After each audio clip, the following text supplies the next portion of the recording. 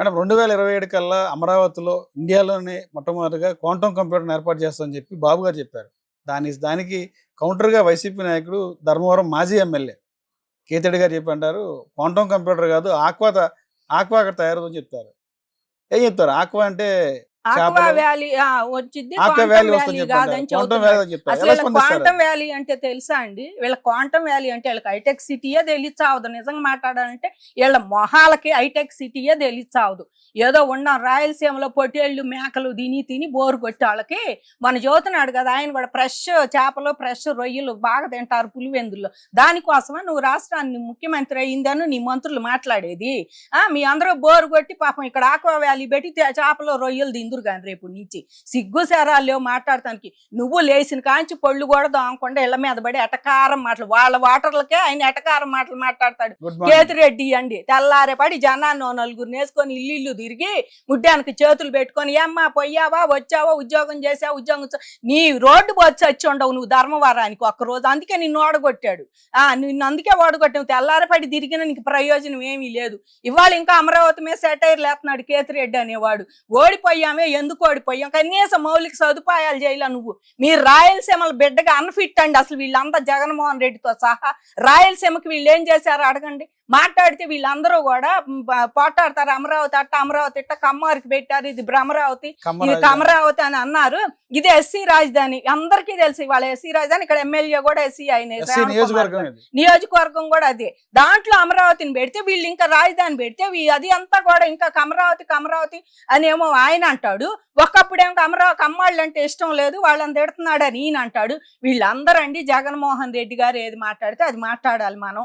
Jaganmohan Reddy aqua valley పెడతాడు, అడి పాడి పెడతాడు అంత అనుకోవడం. కేతిరెడ్డి ఇవన్నీ మాట్లాడి మరి రైతుల మనోభావాలు బాగా దెబ్బతిస్తున్నారండి. ఇక్కడ ఉండాలి మేము ఎన్నాళ్ళు పొలాలు చేసుకో, మాకు రాజధాని రాకముందే ఇక్కడ ₹1,00,00,000 అండి కరకట్టెమ్మడి పొలాలు.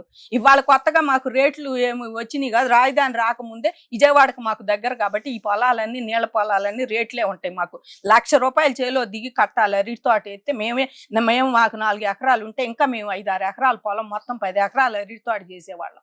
మేము 1,00,000 ఇచ్చే చేలో దిగాలి అరటి మాకు వేయాలంటే. ఇవాళ అంతటి పొలాలు కూడా మేము ఇచ్చి కూర్చుంటే మీ కళ్ళకి ఎట్ట కనపడుతున్నాం మేము? రాజధాని రియల్ ఎస్టేటర్లు అంటాం, లేకపోతే ఇది ఆక్వా వ్యాలీ మునిగిపోయింది ఎడారని ఒకటి చదువుతుంటే ఇంకా వీళ్ళు మునిగిపోద్దని ఎట్ట అంటారు? ఆయన ఎడారంటే నీళ్ళు కూడా దొరకని ప్లేస్ అని. అంటే మీ ఇష్టానికి మీరు శ్మశానం అనొచ్చు, ఎడారి అనొచ్చు, ఏదైనా మాట్లాడవచ్చు. కమరావతి అనొచ్చు, కమ్మాళ్ళకి బెనిఫిట్ చేయటానికి అన్నాడు. మళ్ళీ ఇప్పుడు కమ్మాళ్ళని చూస్తే కోపం నా దగ్గర ఉండాలి, అందగాళ్ళని ఇద్దరిని జైల్లో పెట్టాలని చూస్తున్నాడు చంద్రబాబు అని మళ్ళీ నువ్వు అటుకో అంటే నేలకి ఎట్టేసుకుంటే అటు రావణాసురుడికి కనుక ఉండటు 10 నాలుకలు 10 తలకాయల్లో మాటలు అంత తిప్పేవాడు ఎవడన్నా ఉన్నాడు అంటే జగన్మోహన్ రెడ్డి అని. ఇంకా రావణాసురుడితో కూడా పోల్చకూడదు ఆయన్ని.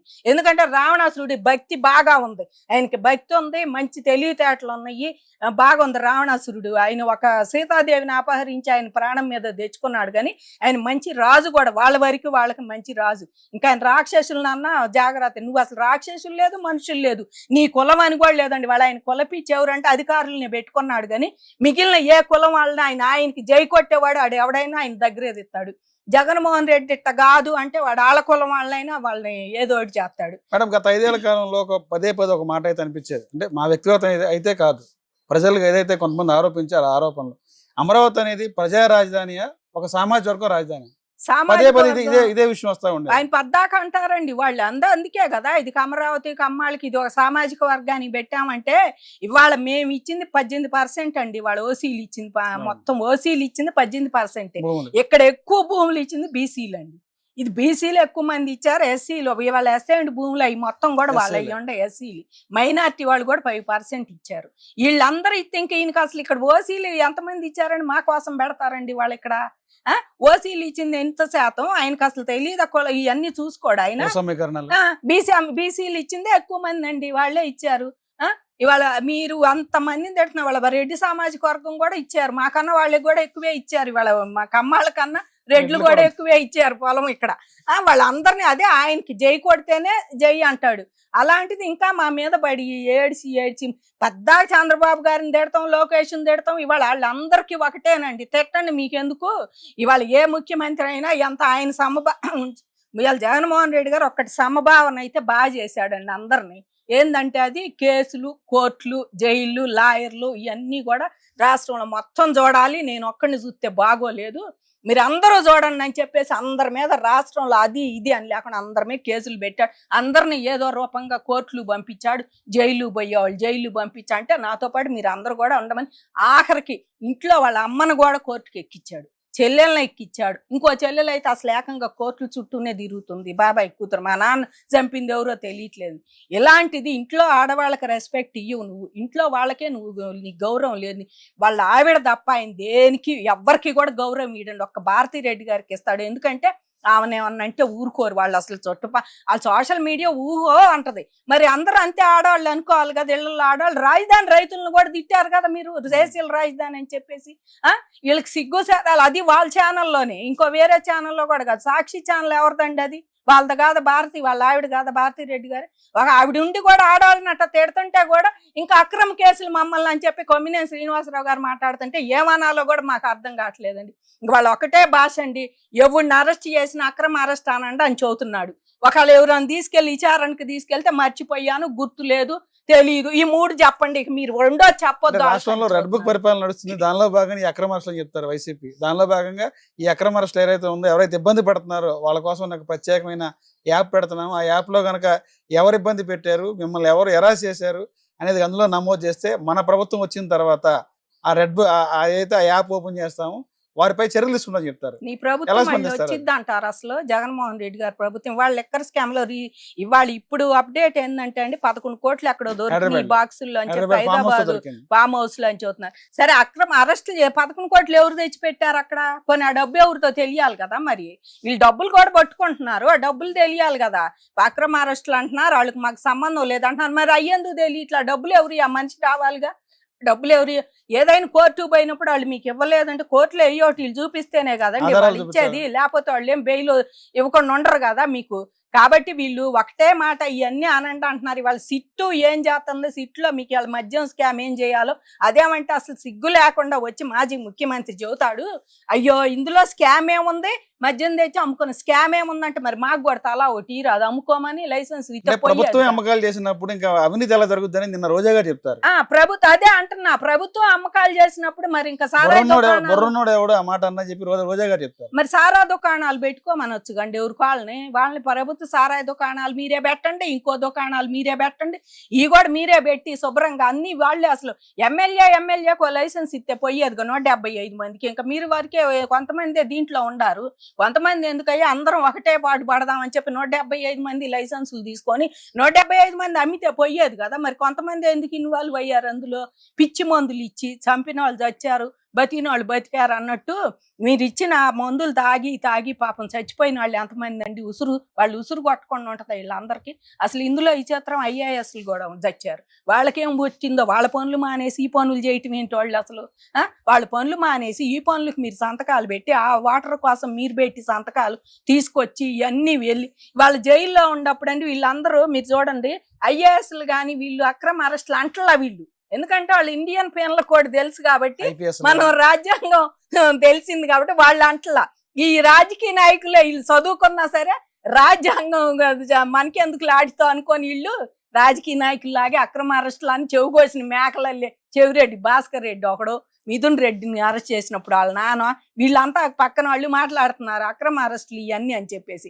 అక్రమ అరెస్టులు అయితే మీరు మరి సుప్రీంకోర్టులో మీకు వస్తుంది కదా బెయిల్ ఎమ్మటే, ఒక ఎంపీ నువ్వు మళ్ళీ ఎంపీకి మరి ఇప్పుడు ఆయన సిట్టింగ్ ఎంపీకి రావాలి కదా ఎమ్మటే బెయిల్. ఆయన నిన్ను అరెస్ట్ చేయటం అంటే సామాన్య విషయం కాదు ఒక ఎంపీని.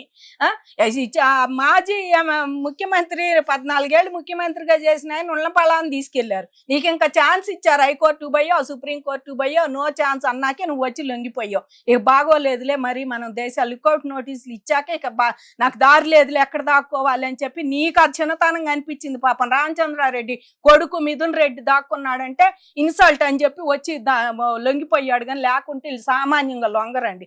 ఆయన కూడా కోరరాని కోరికలు జైల్లో. వీళ్ళకండి జైల్లో నిజంగా సుప్రీంకోర్టుని ఒకటి అడుగుదాం అనుకున్నాం, వీళ్ళకి శిక్ష వీళ్ళు చేసిన దానికి శిక్ష వేస్తారు కదా, అట్లా కాకుండా దాన్ని బట్టి కూడా వీళ్ళ ట్రీట్మెంట్ ఇవ్వాలి జైల్లో. అసలు వీళ్ళు చేసిన దాన్ని బట్టే ట్రీట్మెంట్ ఇస్తే బాగుంటుందండి. తిండి కానీ ఉండటం కానీ ఏదైనా సరే వాళ్ళకి ఏ నేరం అయితే చేసి వచ్చారో దానికి తగ్గట్టే వాళ్ళకి ఇవ్వాలి.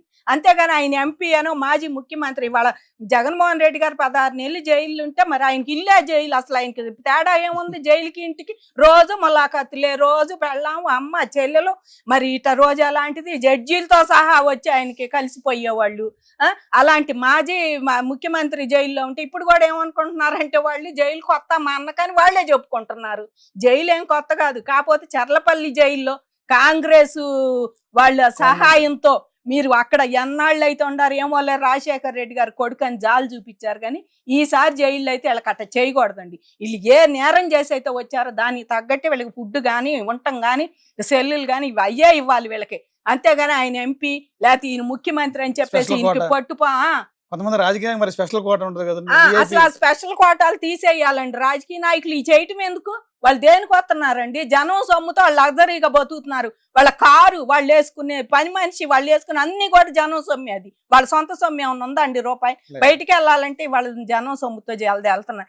ఇన్ని జలసాలు చేసి మీరు జనానికి అపకారం చేసి ఈ జనాన్ని వచ్చే ఆదాయాన్ని కూడా మీరు పిండి పిప్పి చేసి మరి జనాన్ని మా బస్సులు ఛార్జీలు పెంచుతున్నారు, కరెంట్ ఛార్జీలు పెంచుతున్నారు. ఇవన్నీ కూడా మాకు ఆయిల్ పెట్రోల్ పక్క రాష్ట్రాల్లో తగ్గించి అమ్మట్ల కొన్ని చోట్ల. ఎందుకు అమ్మట్ల ఇక్కడ ఆంధ్రాలో మీరు? కాబట్టి ఇవన్నీ కూడా ఎక్కువ చేసి జనం మీద వేసి రుద్దటం. జనమేం మాకేయో ఇచ్చేస్తున్నాడు వచ్చేస్తున్నాయి అని చెప్పేసి ఇవన్నీ అంటున్నారండి. వాళ్ళు జగన్మోహన్ రెడ్డి గారు పెట్టబట్టే ఈ అమ్మఒడి కానీ ఈ చంద్రబాబు ఇవ్వాల్సి వస్తుంది. ఈయన అవి లేకపోతే చంద్రబాబు గారు వీటన్నిటికన్నా కూడా అభివృద్ధి ముఖ్యం అని చూస్తే వాళ్ళ కరెంటు బిల్లులు చాలా తక్కువ కడతారండి ఒక్కొక్కళ్ళు. వాళ్ళు అంటున్నారే 300 దాటితే రేషన్ కార్డు ఉండదని.